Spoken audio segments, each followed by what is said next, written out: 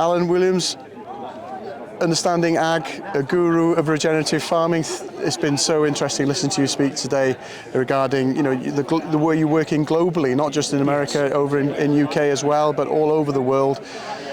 Ourselves, Game and Wildlife Conservation Trust, our ethos is, profitable farming alongside conservation. We have a farm ourselves, we are farmers. Please tell us, how can we speed up that journey on that the regenerative farming, but also that conservation and profitable farming hand in hand? So that's a very good question, and we have found that if we properly apply what we call the 634, the 6 principles of soil health, the 3 rules of adaptive stewardship, to capture those 4 ecosystem processes, that it works equally well for both agricultural production and profitability and our wildlife, our ecosystems. So as I stated this morning, it doesn't have to be agriculture or wildlife and ecosystems. One and the same. Exactly. And a really good agricultural system should be one and the same. We should have lots and lots of wildlife along with our agricultural enterprises. And that is exactly what we're finding. And we've worked on thousands of farms and ranches now, and what we're finding is that each year, as we improve our regenerative practices on that farm, that we're seeing more and more wildlife come in.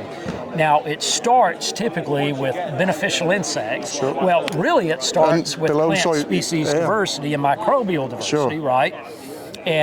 But then once we get all of that, plant species diversity coming in, then that becomes habitat and food source for beneficial insects, and then they draw in the birds, and of course the different plant species draw in the birds. So now we have like our ground nesting bird species and migratory birds and others coming in, and then it's sort of a successionary deal. Then we begin to see other wildlife species come in as well, so small mammals, large mammals, that type of thing.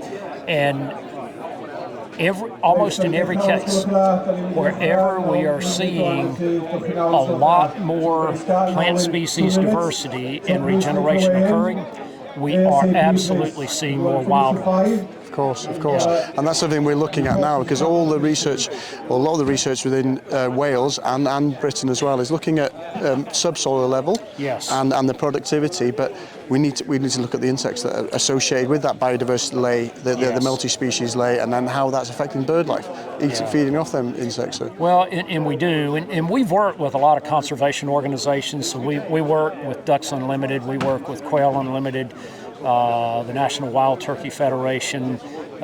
We've worked a lot with the Audubon Society and all of that. And what we have clearly found, and they have documented, is that when we do implement these regenerative principles and practices, then, the species that they're targeting improves and increases. So instead is economic, socially, all them extra benefits associated with it, of course. Absolutely. Well, maybe we can work together, GWCT and I would love that. Understanding Ag, that'd be great. That would be fantastic. Yes. Great. So hopefully, Alan, we can do that in the near future. I think we need to get back into the tent. I hear you. Thank you. Thank you very so much. Thank you. Yes, sir. Appreciate it.